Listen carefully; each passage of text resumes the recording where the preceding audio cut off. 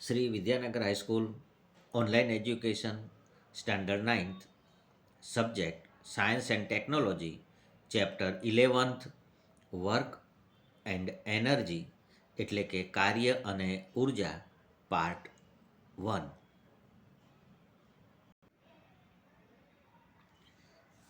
પ્રકરણ 11 કાર્ય અને ઉર્જા.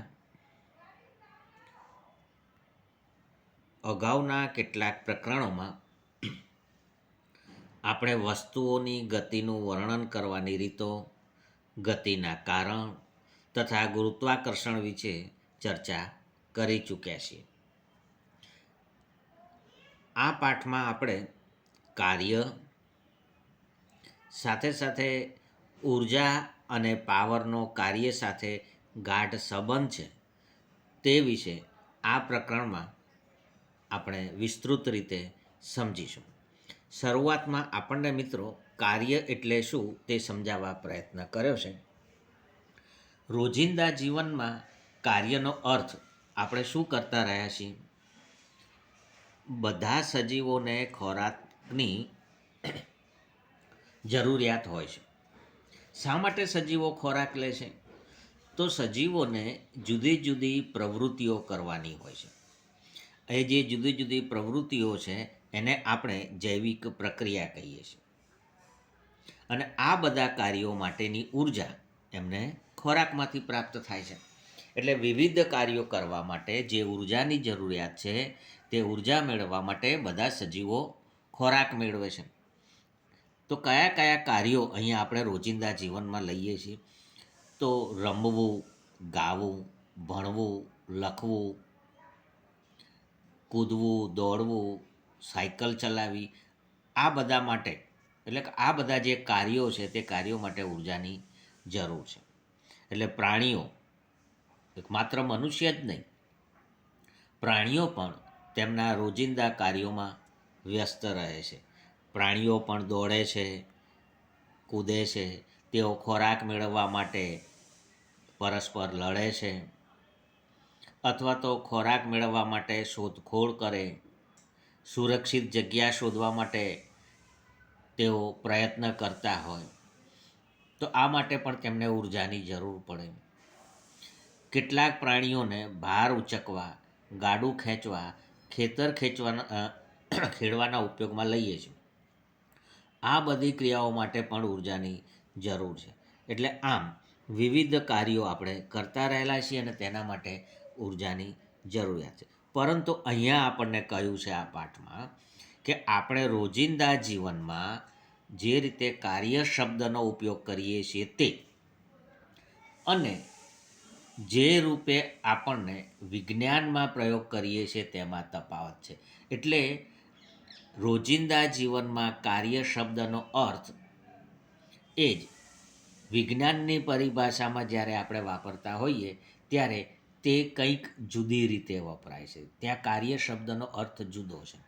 અને એટલા માટે અહીંયા એક આપણને ઉદાહરણ આપ્યું છે અથવા કહેવા પ્રયત્ન કરે છે કે સખત મહેનત કરવા છતાં વધુ કાર્ય થતું નથી. ઉદાહરણ તરીકે અહીંયા લખ્યું છે કે કમલી પરીક્ષાની તૈયારી કરી રહી છે.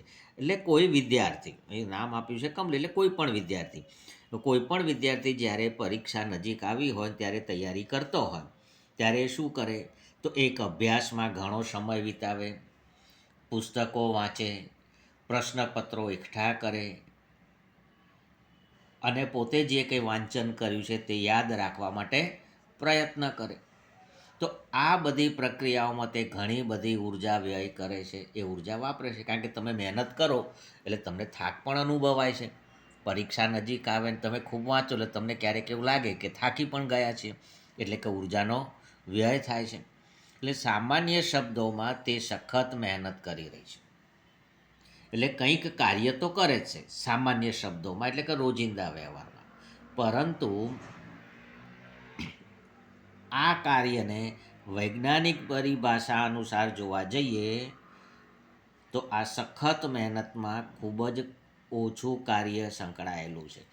એટલે વિજ્ઞાનની પરિભાષામાં એ કહેવાય કે કાર્ય તે ખૂબ ઓછું કરે છે. ભલે તે સખત મહેનત કરતો હોય, મહેનત કરીને થાકી જતો હોય, છતાં કાર્ય ખૂબ ઓછું છે.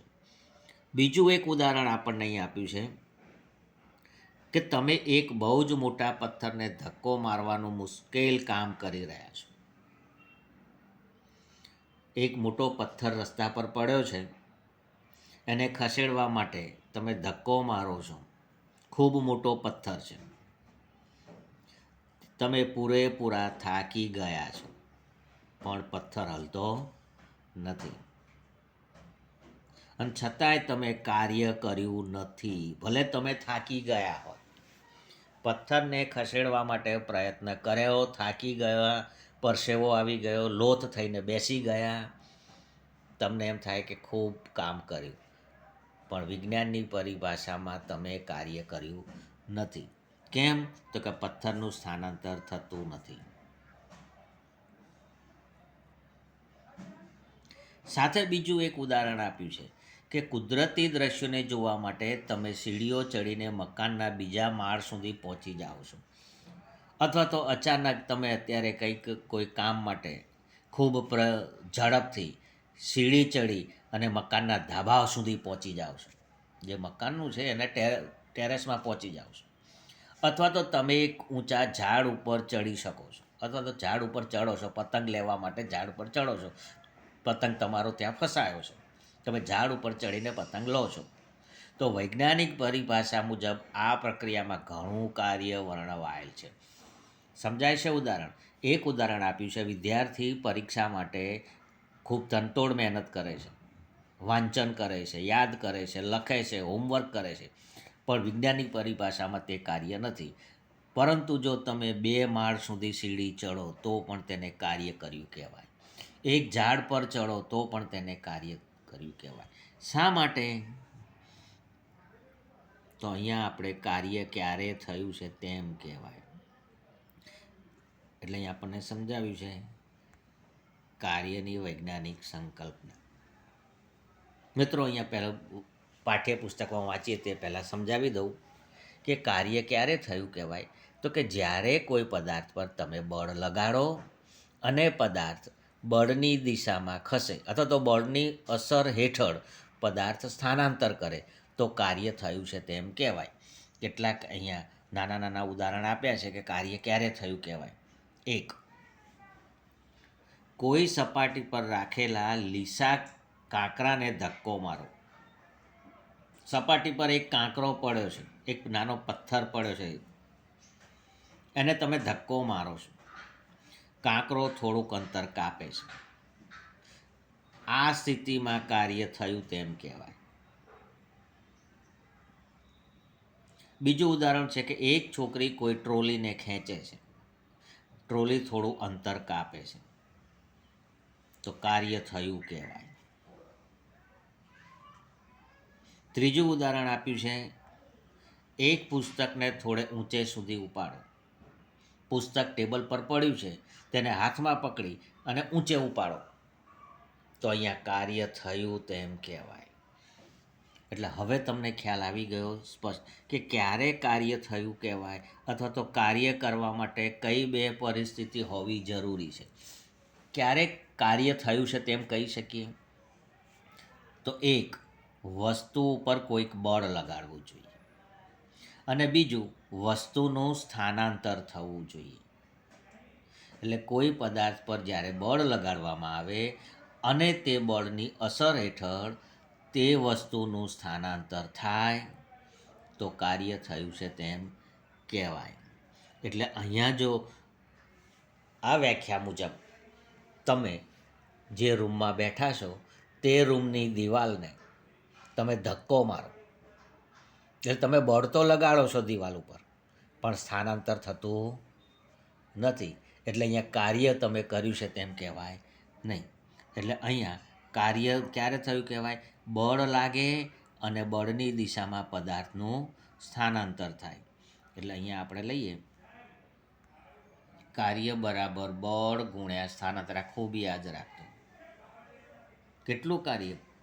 તો પદાર્થ ઉપર જે બળ લાગે તે બળનું મૂલ્ય અને તેના અસર હેઠળ જે સ્થાનાંતર થાય તે બંનેના ગુણનફળ જેટલું કાર્ય છે તેમ કહેવાય.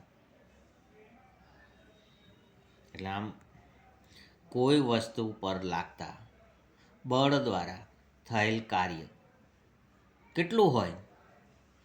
તો કે બળના મૂલ્ય તથા બળની દિશામાં થયેલ સ્થાનાંતરના ગુણાકાર જેટલું હોય છે. એટલે આમ તમે કોઈ પદાર્થ ઉપર એફ જેટલું બળ લગાડો છો અને બળની અસર હેઠળ પદાર્થ એસ જેટલું સ્થાનાંતર કરે છે, તો આ બંનેનો ગુણાકાર કરીએ અને જે જવાબ મળે તે બળ કાર્ય કહેવાય. અને કાર્યની સંજ્ઞા આપણે ડબલ્યુ લઈએ છીએ. એટલે આમ આપણને એક સૂત્ર મળ્યું, ડબલ્યુ બરાબર એફ ગુણ્યા એસ. હવે જો તમે એક એકમ બળ લગાડ્યું, કોઈ પદાર્થ ઉપર બળ છે તે એક એકમ છે અને તે બળને લીધે પદાર્થનું સ્થાનાંતર થાય છે તે એક એકમ જેટલું થાય છે, તો 1 ગુણ્યા 1 એટલે જવાબ આવશે 1. તો આ થયેલું કાર્ય જે છે તે એક એકમ જેટલું થયું કહેવાય.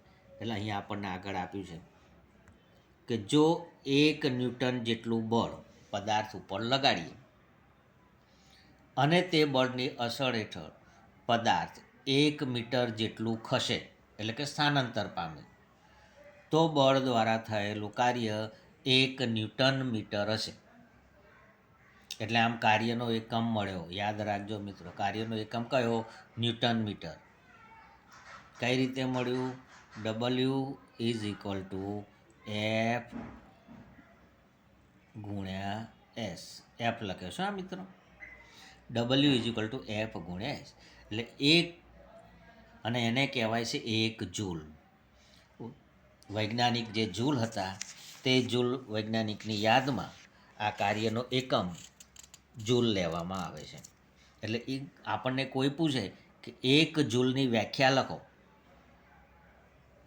તો કઈ લખશું કે પદાર્થ પર 1 ન્યૂટન બળ લગાડવામાં આવે અને પદાર્થ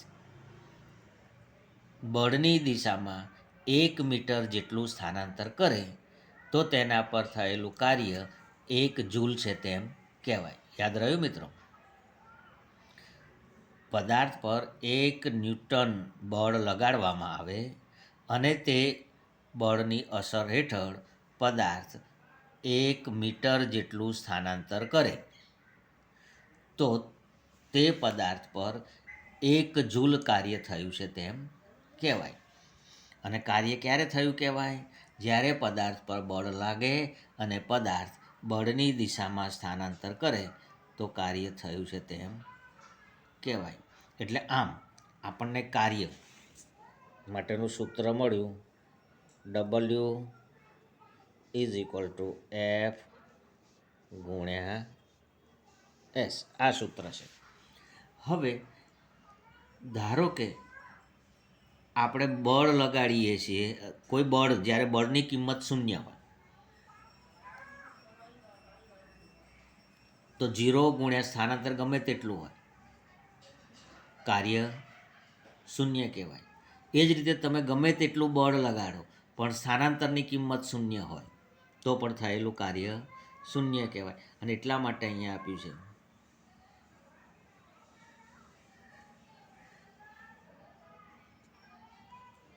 જો વસ્તુનું સ્થાનાંતર 0 હોય તો કાર્ય 0 થયું કહેવાય. બરાબર છે? એટલે અહીંયા આપણે શું શીખ્યા? પહેલી વાત તો એ કે કાર્ય ક્યારે થયું કહેવાય એ શીખ્યા. સૂત્ર શીખ્યા, W is equal to F ગુણ્યા એસ. અને એફ અને એસ બંનેમાંથી કોઈ એક 0 હોય તો થયેલું કાર્ય 0. બરાબર છે? એટલે અહીંયા આપણને એક ઉદાહરણ આપ્યું છે, સમજો. કોઈ વસ્તુ પર 5 ન્યૂટન બળ લાગી રહ્યું છે અને વસ્તુ બળની દિશામાં 2 મીટર અંતર કાપે છે, તો તે વસ્તુ પર કેટલું કાર્ય થયું કહેવાય? તો સૂત્ર હાલ જ આપણે શીખ્યા, W is equal to F ગુણ્યા એસ. એફ કેટલું છે? 5 ન્યૂટન. સ્થાનાંતર એસ કેટલું છે? 2 મીટર. એટલે એફ અને એસનો ગુણાકાર કર્યો એટલે જવાબ આપ્યું 10 ન્યૂટન મીટર. અને 1 ન્યૂટન મીટર એટલે આપણે 1 જૂલ કહીએ છીએ, એટલે કાર્ય કેટલું થયું? 10 જૂલ. 10. પરંતુ મિત્રો ક્યારેક એવું પણ બને કે આ બળની અને સ્થાનાંતરની દિશા વિરુદ્ધ હોય. જે દિશામાં બળ લાગે તેની વિરુદ્ધ દિશામાં સ્થાનાંતર, એટલે બંને એકબીજાની વિરુદ્ધ દિશા હોય, અને ત્યારે થયેલું કાર્ય જે છે તે આપણે ઋણ લેવું પડે છે.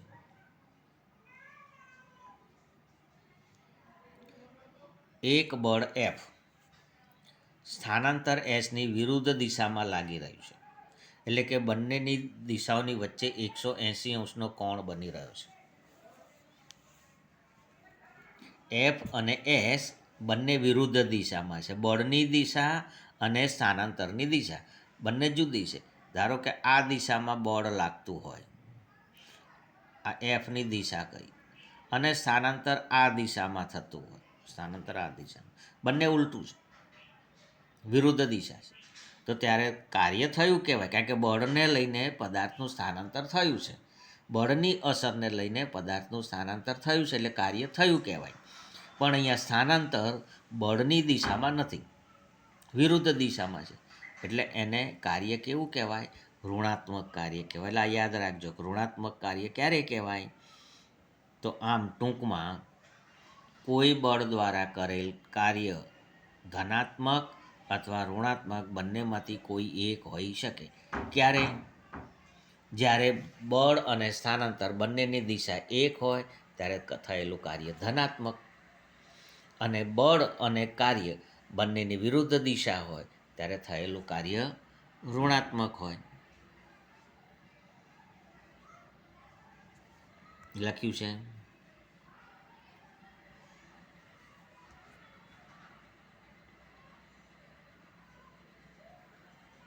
ઉદાહરણ 11.2ની વાત કરીએ. એક કુલી 15 કિલોગ્રામ વજન જમીન પરથી ઉપાડીને જમીનથી 1.5 મીટર ઊંચાઈએ પોતાના માથા પર રાખે છે. તો તેના દ્વારા વજન ઉપર કરેલ કાર્યની ગણતરી કરો. ચલો, કાર્ય તો થયું કે નહીં? 15 કિલોગ્રામનું વજન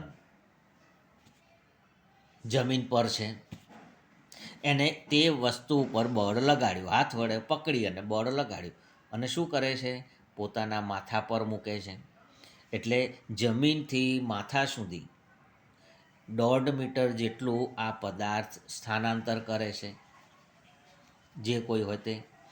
હવે સ્થાનાંતર કરે છે, બળ લાગે છે અને બળની દિશામાં સ્થાનાંતર થાય છે, માટે અહીંયા કાર્ય થયું છે. તો આપણે જોઈએ W F ગુણ્યા એસ. એસ આપણને 1.5 મીટર આપ્યું છે, પણ બળ કેટલું આપ્યું છે?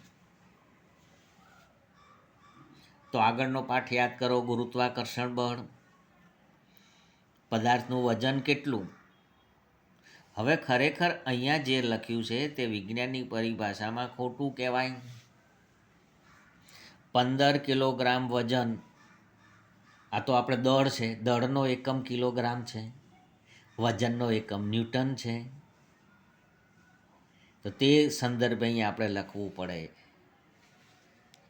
તો ત્યાં શું હતું? વજન ક્યારે કહેતા? તો તમારે એમ અને જી આ બેનો ગુણાકાર કરવો પડશે. એમ એટલે 15, 15, અને જી એટલે ગુરુત્વ પ્રવેગ કેટલો? 9.8 હોય છે, પણ સરળતા ખાતર આપણે 10 લઈ શકીએ.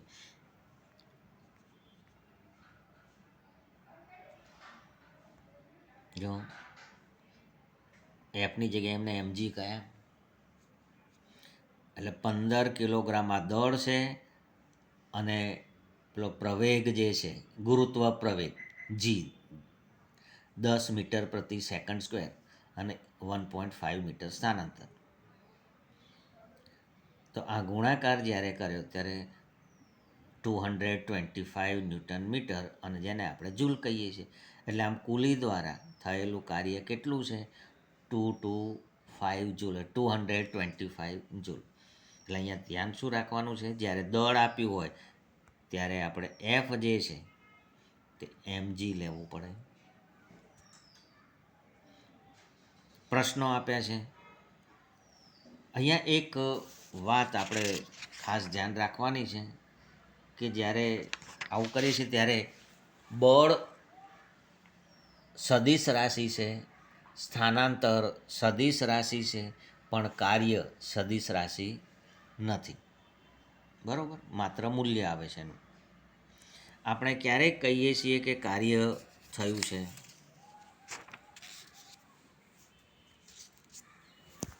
ચર્ચા આપણે કરી બધી એપ પરથી જ આવશે. જ્યારે પદાર્થ પર બળ લાગતું હોય અને બળની અસરને લીધે પદાર્થનું સ્થાનાંતર થતું હોય ત્યારે પદાર્થ પર કાર્ય થયું છે તેમ આપણે કહી શકીએ છીએ. કાર્યનું સૂત્ર ઘણીવાર કર્યું, W=F×S. 1 જૂલ કાર્યને વ્યાખ્યાયિત કરો. આપણે તે પણ ચર્ચામાં લઈ લીધી કે પદાર્થ પર 1 ન્યૂટન બળ લાગે અને તેની અસર હેઠળ પદાર્થ બળની દિશામાં 1 મીટર જેટલું સ્થાનાંતર કરે ત્યારે પદાર્થ પર 1 જૂલ કાર્ય થયું છે તેમ કહેવાય. પ્રશ્ન ચોથો, બળ આપ્યું છે, હવે તે બળ લગાવવાનું ક્યાં સુધી? 15 મીટર સુધી. એટલે આપણે તરત જ લખી શકીએ થયેલું કાર્ય W=F×S.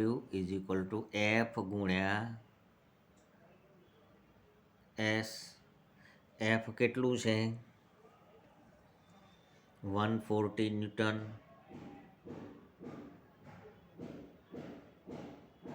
અને સ્થાનાંતર કેટલું છે? 15 મીટર. હવે આનો ગુણાકાર તમે કરી શકો છો મિત્રો. જવાબ આવશે 2100 અને આટલા જૂલ કાર્ય થયું છે એમ કહેવાય.